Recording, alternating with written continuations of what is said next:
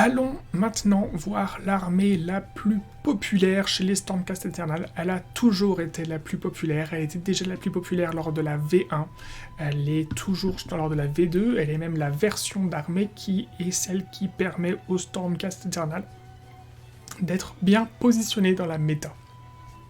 Surtout aujourd'hui.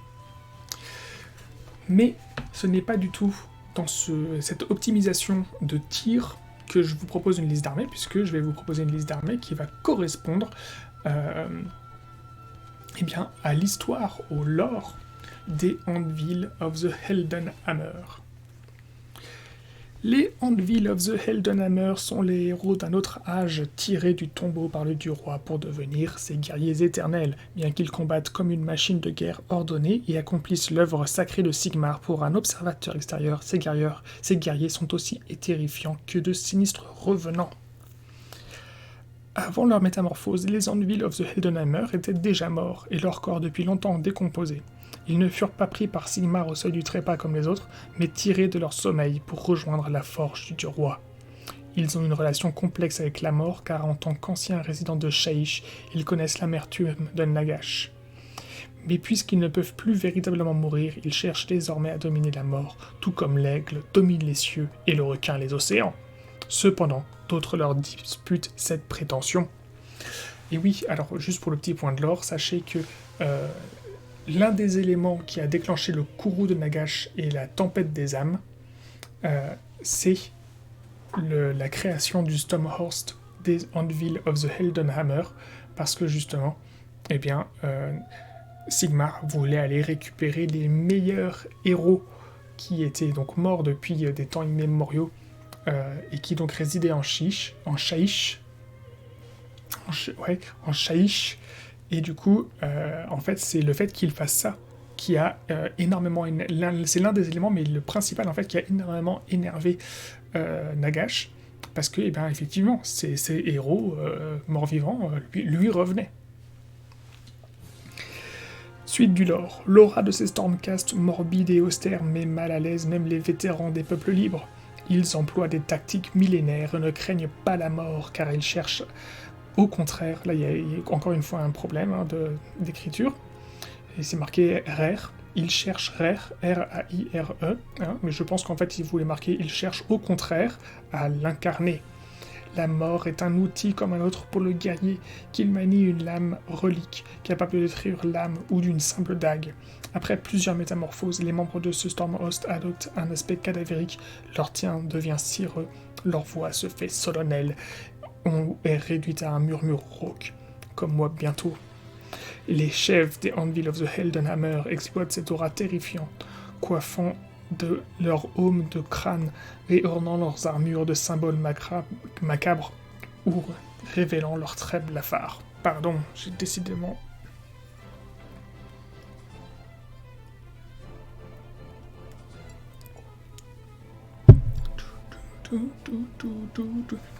Si je ne dis pas de bêtises, on est sur une musique de High School DxD, démon versus démon.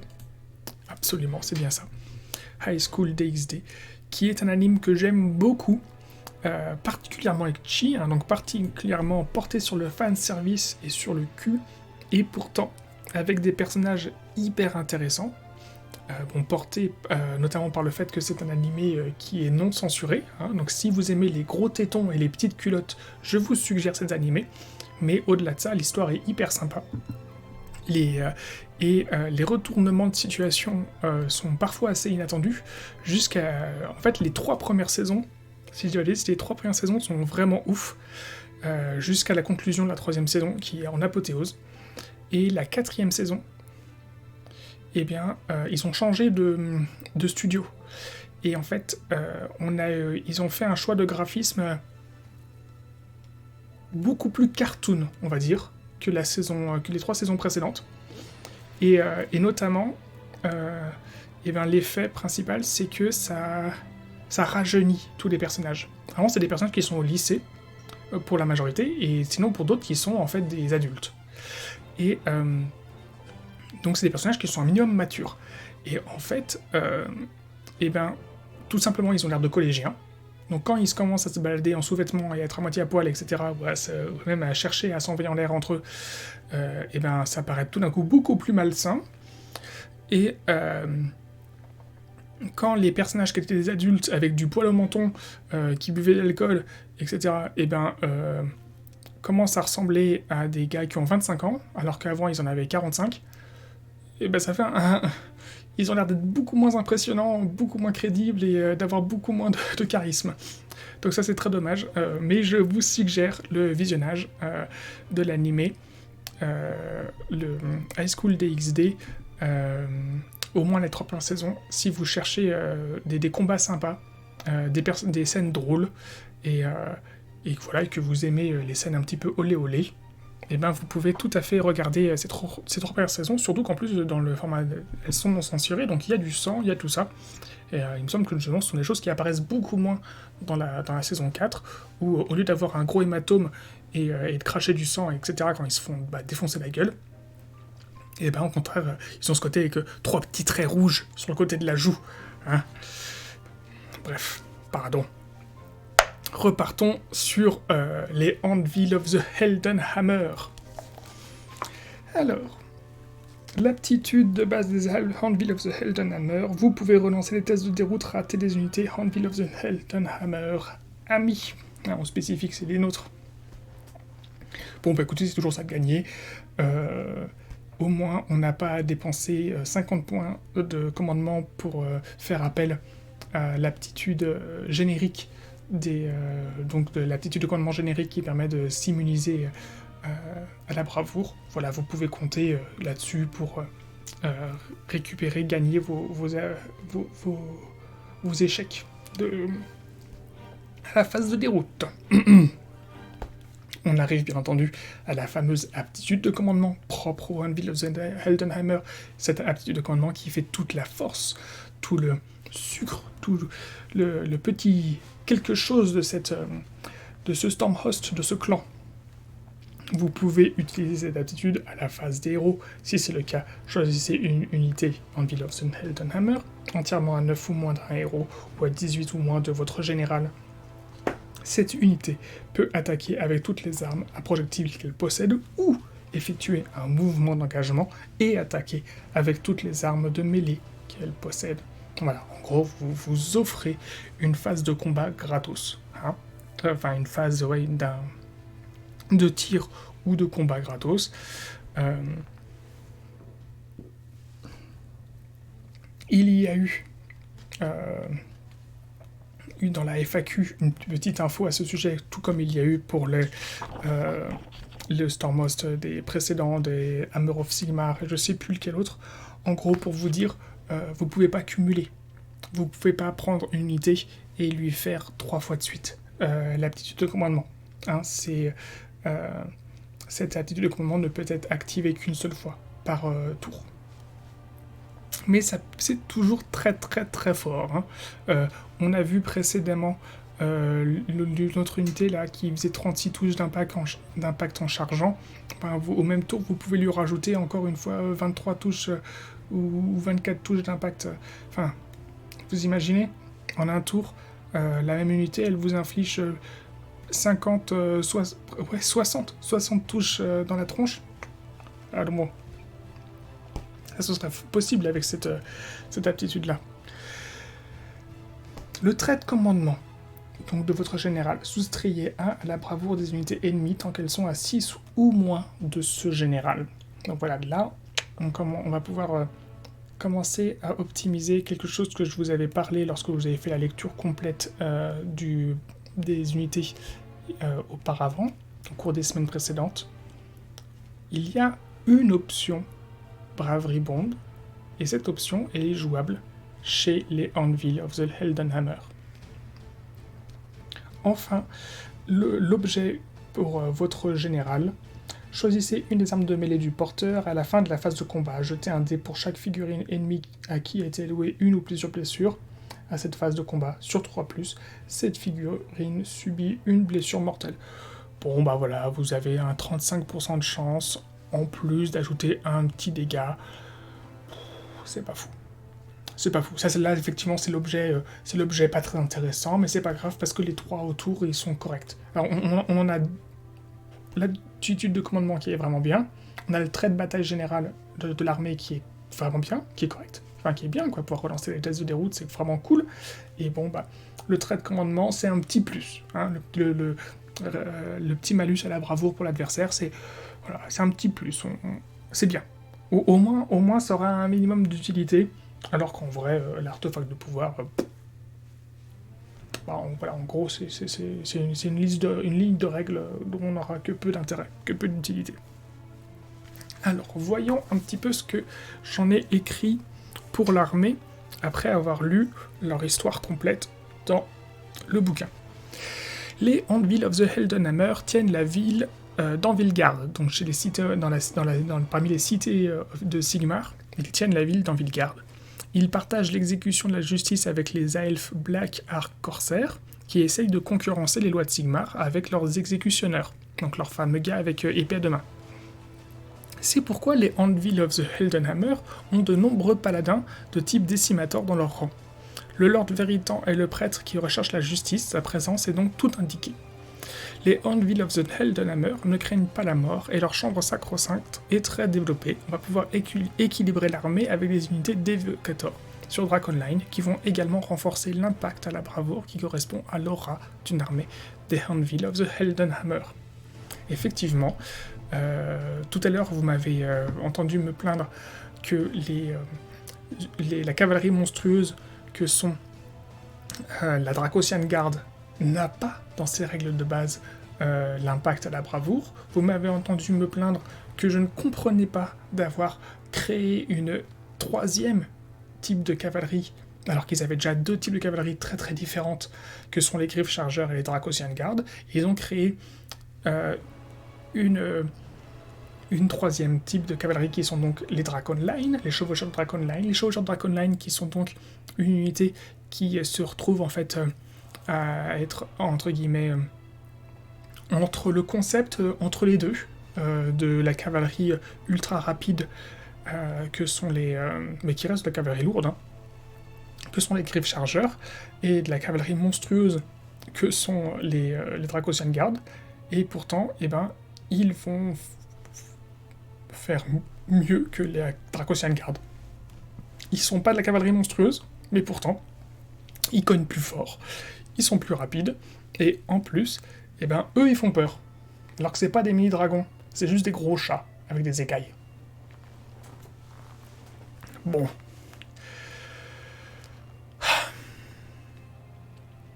Pour cette armée, on va utiliser la force Hammer Strike. La force Hammer Strike, c'est un bataillon qui nous provient du premier Battle Tome, hein, comme l'aile d'avant-garde, comme la confrérie de dévastation et comme la seigneur de l'orage. Il nous reste 2 bataillons à voir dans ce qu'on appelle la chambre des parangons. Il nous reste donc la confrérie de Thunderhead et la force Hammerstrike. La confrérie de Thunderhead, on la verra un peu plus tard. Pour l'instant, voyons donc qu'est-ce que c'est que la force Hammerstrike. La force Hammerstrike, elle demande de mettre 2 unités de paladin et 1 unité de prosécutor. Qu'est-ce qu'elle rapporte comme bonus? Donc elle coûte 110 points, elle ne coûte pas trop cher, donc ça c'est cool. Elle leur dit, lors de votre phase des héros, vous pouvez choisir 1 unité de paladin de ce bataillon qui se trouve entièrement à 9 de l'unité de prosécutor de ce même bataillon. Dans ce cas, ajoutez 1 au jet de blessure des attaques de l'unité jusqu'à la fin du tour. Donc voilà, ils vont avoir un bonus pour blesser avec l'une des 2 unités. Là en l'occurrence, on va focus les décimators. Qu'est-ce que je vous propose? Je vous propose d'avoir dans cette force Hammer Strike une unité de 10 décimators, hein, pour focus le rôle, l'activité de ces mecs, de ces fameux exécuteurs de la justice. Avec leur hache, on va en avoir 10. Et à côté, je vous propose de mettre 5 protectors pour avoir des troupes un petit peu plus polyvalentes, clairement, avec leur portée de 3, et du coup, de pouvoir qu'ils puissent, entre guillemets, agir en autonomie ailleurs. et vos 3 prosecutors, bien sûr, enfin votre unité de prosecutor, elle va suivre les décimators pour leur permettre d'apporter leur bonus en blessure au décimator. En troupe libre, vous allez avoir 5 judicators, enfin 3 x 5 judicators, donc voilà, 3 x 5 unités d'archers. On a déjà 15 paladins sur la table. Je pense pas qu'il soit nécessaire de rajouter plus d'infanterie. Hein. On a 15 unités d'infanterie lourde, et je pense pas qu'il soit nécessaire d'avoir plus d'infanterie. Vous pouvez donc avoir 3 unités d'archers pour vos lignes. Ça vous donne justement un bon impact corps à corps et un bon impact à distance, ça équilibré.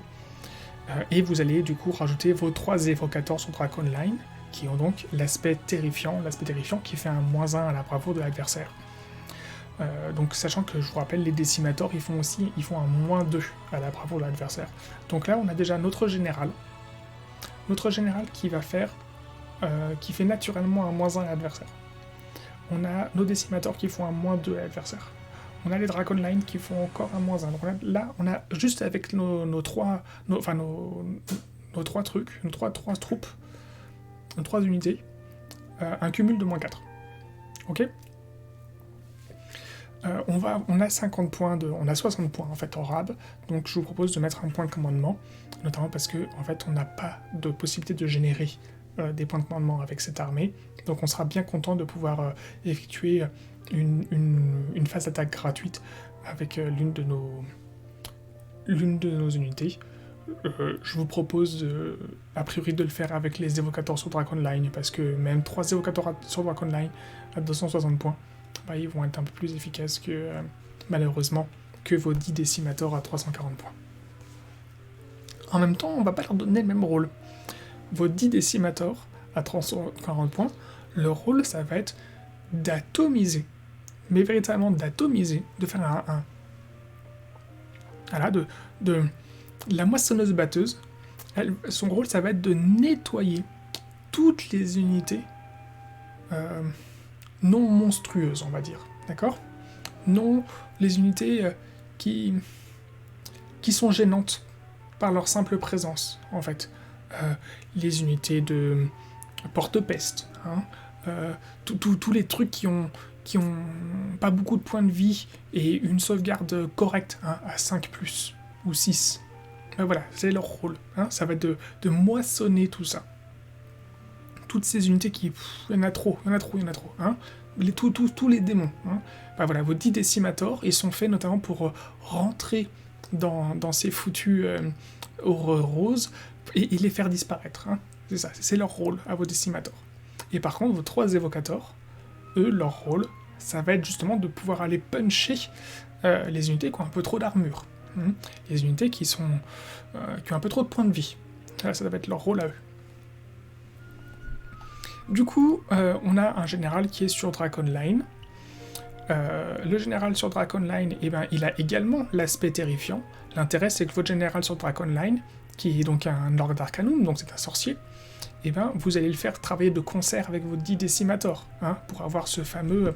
Donc en fait, votre Lord Arcanum sur Dragon Line, il a son trait de commandement personnel qui fait un -1 en bravoure, son aspect terrifiant de sa monture qui fait un -1 en bravoure, et du coup il va apporter ce petit bonus de -2 avec le -2 des décimators. Je dis ça parce qu'en fait son aspect terrifiant de sa monture ne peut pas se cumuler avec l'aspect terrifiant des autres évocateurs sur Dragon Line, mais l'intérêt c'est que ça va vous permettre en fait de ne faites pas aller en combo les Dragon Line, votre général sur Dragon Line avec les 3 évocateurs, vous perdez le bonus du malus.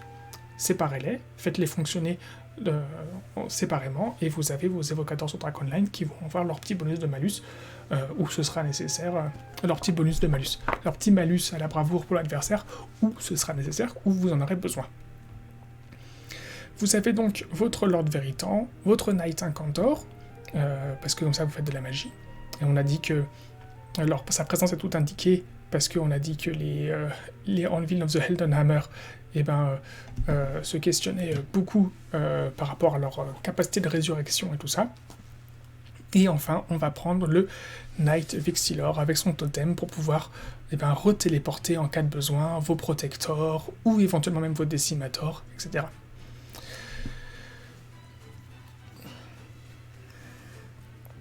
Si les 110 points du Knight Vexillor ne vous conviennent pas, il y a une flopée de autres héros qui sont utiles dans l'armée. Moi, je vous ai mis celui-là parce que j'ai considéré que sur le Lord Veritan, vous n'allez pas pouvoir... vous avez besoin d'utiliser sa prière Lumière Divine. Donc vous n'allez pas pouvoir utiliser sa prière Translocation. Et comme vous ne pouvez pas... Comme voilà, je vous ai remplacé je ne vous fais pas utiliser la prière Translocation avec le Lord Veritan, eh bien c'est bien pratique d'avoir le Knight Vexillor qui pourra vous faire une petite téléportation en cas de besoin. C'est pour ça. Mais si vous considérez que le simple fait de... Si vous comptez simplement sur la frappe en profondeur au placement de vos unités, et que donc le Knight Vexillor, voilà, vous mettez le sniper, mettez le Knight Venator, le sniper, ou même là vous êtes à 1990 points, vous avez 10 points de rab, mettez un deuxième Knight Incantor, mettez un troisième sorcier dans votre armée, ça ira très très bien, et d'un point de vue lore, ça correspondra très très bien, il n'y aura aucun problème. Enfin, personnellement, je considère que d'un point de vue lore, c'est respecté. Voilà. Vous pouvez tout à fait remplacer le Lord Veritan par Lord Relictor qui va se déplacer à une vitesse de 4 comme les autres, et il pourra les soigner, etc. Vous allez juste perdre la lanterne. Si éventuellement vous préférez, d'un point de vue lore, vous trouvez ça plus logique de mettre un Lord Relictor plutôt qu'un Lord Veritan, bon bah effectivement vous asseyez sur une puissance pour tanker la magie, pour parer la magie qui est le rôle du Lord Veritan. Mais effectivement vous perdez la lanterne aussi. Bah du coup, peut-être le Knight Vexillor, vous mettez un Knight Azyros à la place, et du coup le Knight Azyros c'est un héros lanterne, ou même éventuellement vous mettez un... Comme là, vous allez gagner 100 points. Vous aurez 120 points de disponibles, et du coup, à la place du Knight Vexillor, vous mettez un Knight Castellan. Un Knight Castellan, et du coup, vous avez la lanterne. Hein. Et d'ailleurs, le Knight Castellan, il fait un bonus d'armure. Donc vous pouvez booster l'armure de vos décimateurs ou de vos protecteurs. Hein, ça, ce sont des options qui sont possibles. D'accord ? C'est tout à fait possible. L'intérêt, c'est d'aller chercher du coup la lanterne qui s'appelle Lueur de Repentir, qui fait également un -1 en bravoure. Donc là, on a déjà un -5 en bravoure avec tout ça. Alors, comment j'ai compté qu'on pouvait arriver à -7 en bravoure ?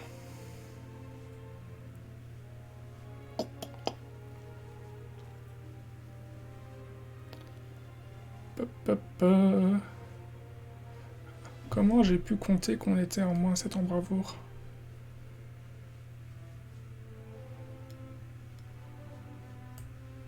Dit-il en fronçant les sourcils. -2. Et s'il fait -2... Là, j'ai un -5 en bravoure. Pas un -7. Qu'est-ce que j'oublie ? Qu'est-ce que j'oublie ? J'oublie un objet magique ? Lumière divine, ça fait quoi, lumière divine ? C'est la prière qui fait un impact à la...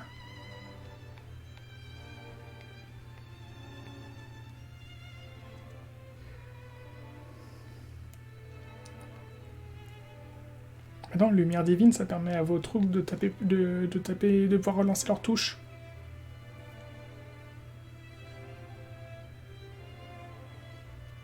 Vous allez... Lame céleste ou aspect terrifiant. Ah, c'est ça. C'est l'aspect terrifiant. Aspect terrifiant, qui est donc le sort d'invigoration. Aspect terrifiant. Soustrayez 1 à la caractéristique de bravoure des ennemis. Eh bah oui, mais c'est que 1. Pas 2. Bon, écoutez, je vous ai dit -7. Je vais arrêter de fouiller dans mon truc. C'est sans doute plutôt -6. Nous pouvons cumuler un malus de -6 en bravoure. Absolument. Absolument, absolument. C'est ça. L'âme céleste et aspect terrifiant, c'est à vous de voir en fonction de ce que vous voulez faire. C'est ça. C'est les sorts de domaine d'invigoration. Absolument. Donc partons. Donc vous pouvez cumuler un malus de -6 avec cette armée. Le placement. Placez les 3 unités de Judicator sur le champ de bataille avec pour objectif de les amener à tenir les objectifs.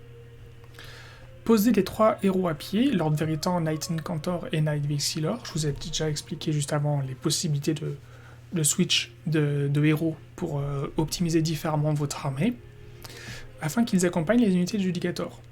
Non. Il va falloir qu'ils accompagnent les unités de Paladin. Pourquoi j'ai pensé comme ça, moi?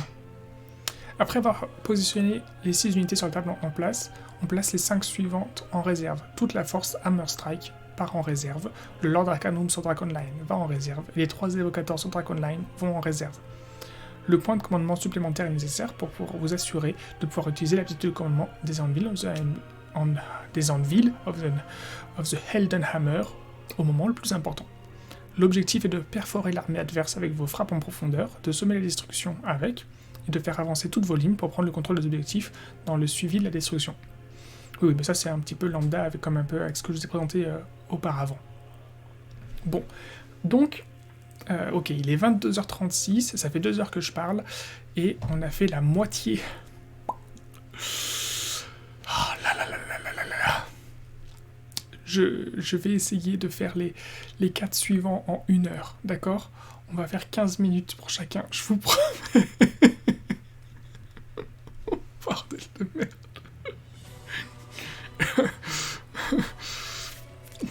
Je suis désolé. Je suis désolé. Je me dépêche. De